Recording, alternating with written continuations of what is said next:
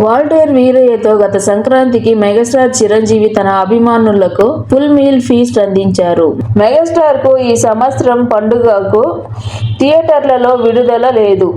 కానీ అతను magnum opus mega 156 నిర్మాతలు దాని టైటిల్ను స్పెల్ బైండింగ్ గ్లింప్స్ ద్వారా ఆవిష్కరించడం ద్వారా ఖచ్చితమైన సంక్రాంతి ప్రదర్శనను అందించారు. సంగ్రహలోకనం మగల్ని స్వర్గపు ప్రపంచంలోకి రావణ చేయడంతో ప్రారంభం అవుతుంది. అక్కడ ఎవరైనా మాయపెట్టెను లాక్ చేస్తారు. అది అనుకోకుండా పడిపోయింది. ఇది కాల రౌద్రం గుండాలోకి వెళుతుంది మరియు ఒక గ్రహశకలంలోకి క్రాస్ అవుతుంది. అటువంటి అనేక ఆటంకాలు మరియు అడ్డంకులు తర్వాత మాయా వస్తువు చివరకు భూమికి చేరుకుంటుంది. ఇది ఒక పెద్ద హనుమాన్ విగ్రహంతో ప్రతిష్టాత్మకంగా చూపబడుతుంది. ఒక బిలం భూమిపైకి దూసుకుపోతున్నప్పుడు కనిపిస్తుంది. అయినప్పటికీ మ్యాజిక్ బాక్స్ కు ఏమీ జరగలేదు. ఎటకెలకు ఈ చిత్రానికి విశ్వంభర అనే టైటిల్ ను ఖరారు చేశారు. Mega mass beyond the universe అనేది మన ఊహకు అందనిది మరియు మాయపెట్టే ప్రయాణం మనం చూడబోయే సినిమా అనుభవంపై కొంత స్పష్టతను ఇస్తుంది. విఎఫ్ఎక్స్ వర్క్ టాప్ నాచ్ గా ఉంది.